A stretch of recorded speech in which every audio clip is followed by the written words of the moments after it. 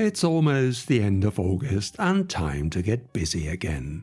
Say hi to the 12th half-year season of Code for Thought, the podcast for researchers who code, research software engineers, and all those of you who use digital technologies in research. And in this short episode, I want to share with you what's in store between now and the end of 2026.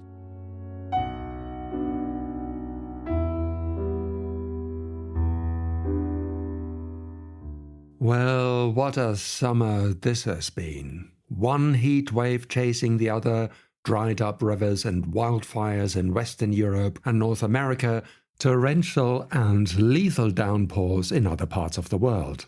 A summer during which climate change made the headlines on a daily and at times hourly basis. That the changing climate we're experiencing is leading to more extreme weather conditions is something scientists have been warning about us for some time. But the science behind this isn't uncontested, as we know, with some very senior politicians even going as far as calling it all a big hoax.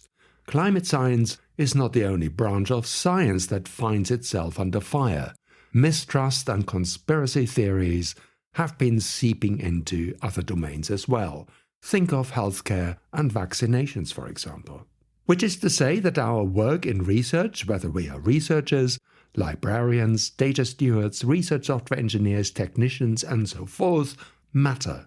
What matters also is that we share our work not only in terms of talking about our research results, but also how we got there.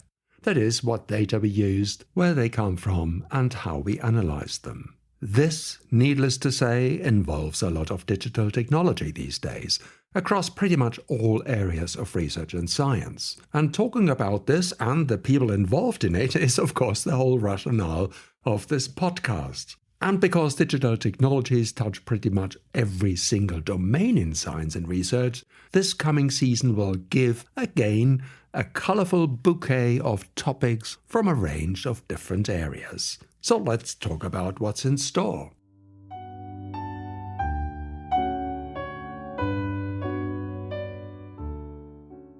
In the last season, I published a group portrait of the Research Software Engineering Group in Newcastle in the UK.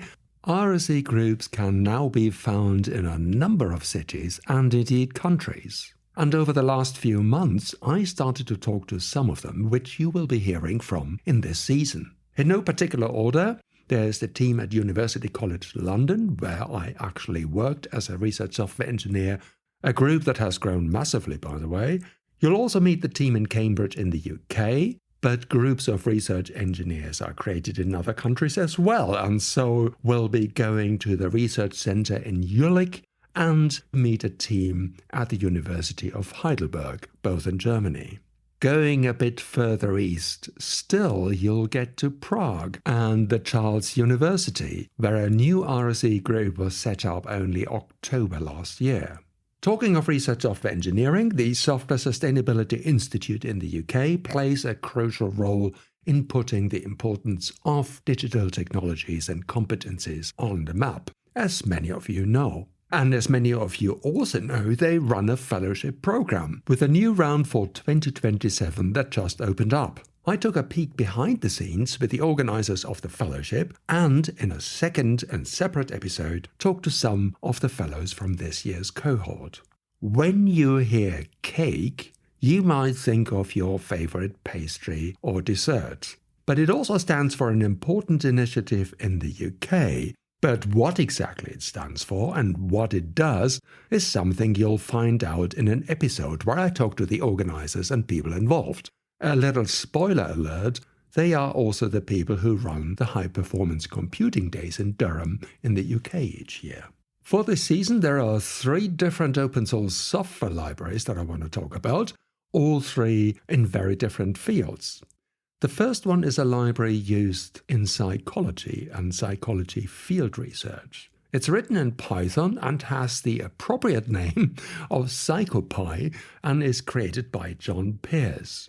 Then there is a mathematical library in C++, in the programming language C++, called Deal, which handles differential equations, something that is now widely used in engineering, and I talked to the creator, Wolfgang Bangert.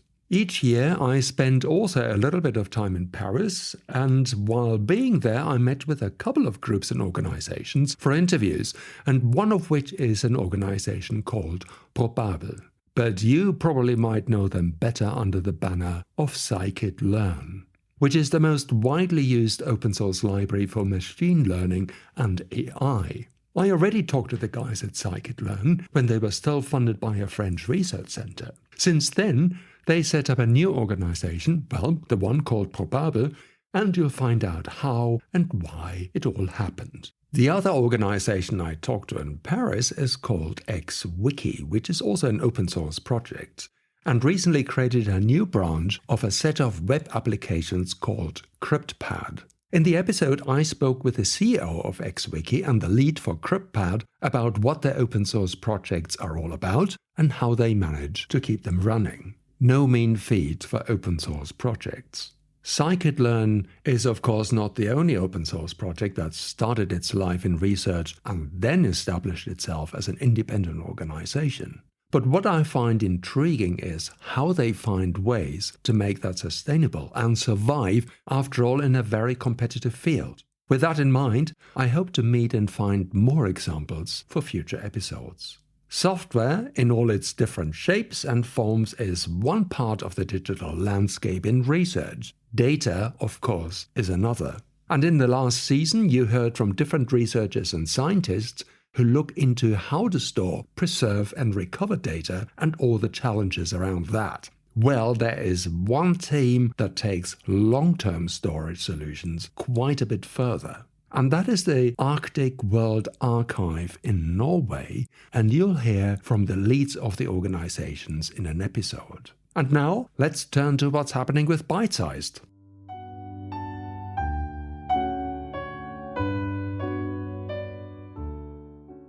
Since early this year, 2026, Jeremy Cohen from Imperial College and I have been working together to revive the concept of Bite-sized, which is a relatively short online class on a piece of digital technology or process, followed by a companion podcast episode. In the last season, we had 4 episodes about data compliance, GitHub web pages, the magic of floating point numbers, and managing your software assets. And in this forthcoming season, we'd like to continue bringing bite-sized sessions to you.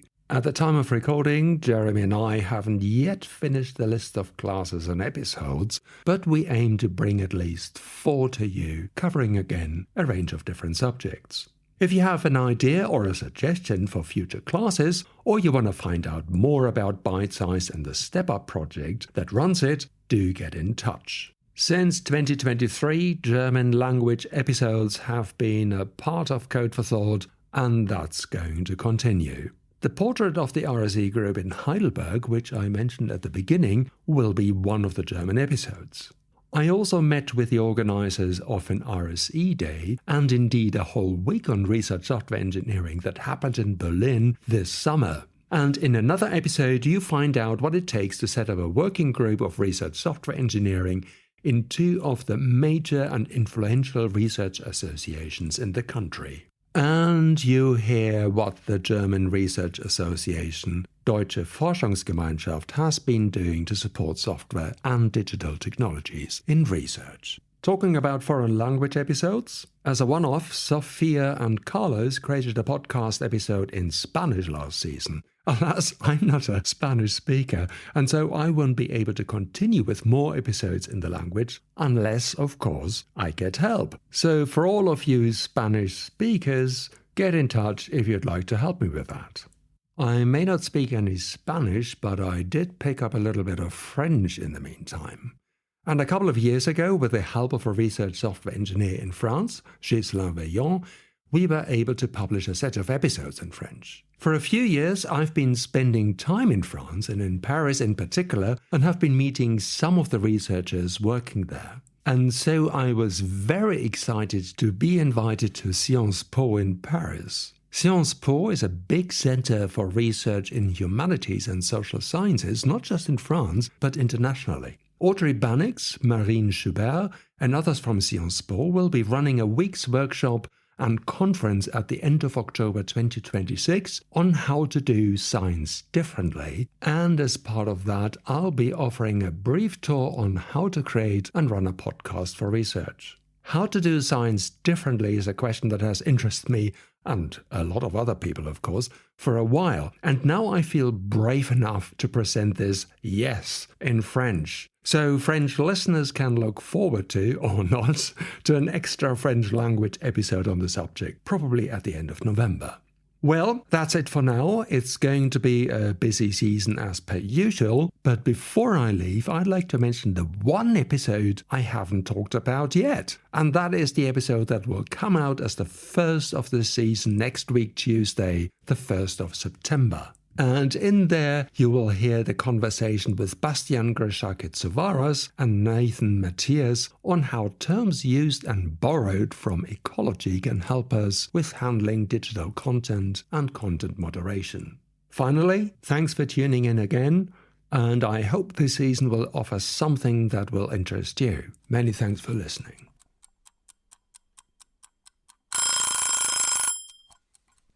Oh, time's up. See you next time. But before I forget, this podcast is covered by the Creative Commons license. See ya!